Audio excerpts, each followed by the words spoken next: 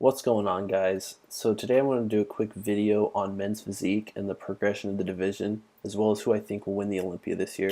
So I'm sure most of you are familiar with the division, but for those of you who aren't, I'd like to give you a brief overview of it. It was started in 2011 in response to guys wanting to be able to compete who weren't huge like some of the open bodybuilders we've seen, and the NPC saw it as an opportunity to make a lot of money.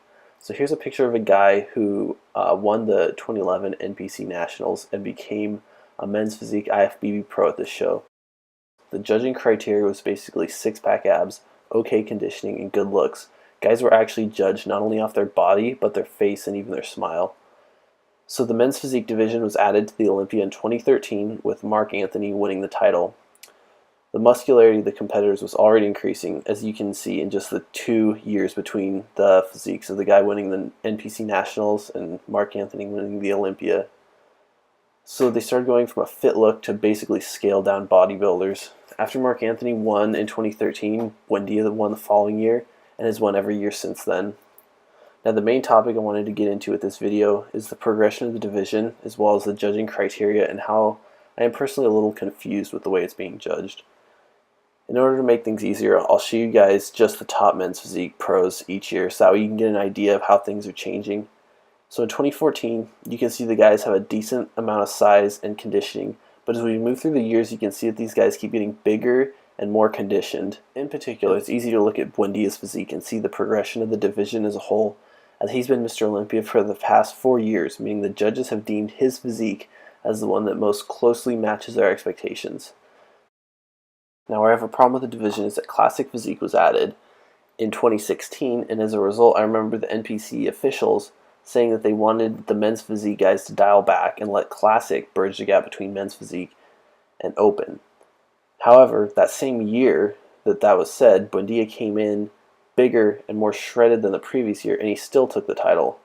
Now, I personally like Buendia's physique, and I think he looks better as he's gotten bigger and more shredded each year.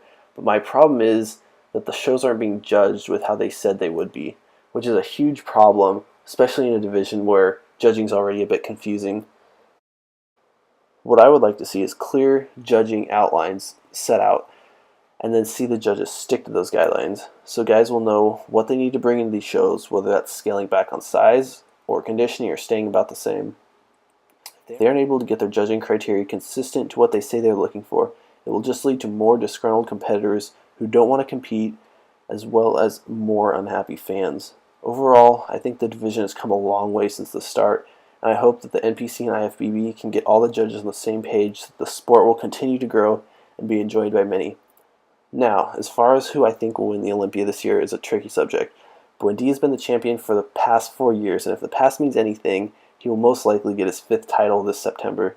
Now that being said, Buendia had a pretty major injury back in December where he tore his pec and had to take a significant amount of time off. However, judging by his social media, he is back up to and even better than he was in his last off season, as you can see in this comparison picture that he posted on his Instagram. If his pec looks good once he's dieted down, I think it's likely that he'll get his 5th title, as the judges obviously like his look, and he has Hani in his corner to help him make sure that he comes in right on the money. That being said, I don't think we should write off the other competitors, as there's tons of guys such as Andre Ferguson, Ryan Terry, nipping at his heels, and if he slips up, his title could get taken.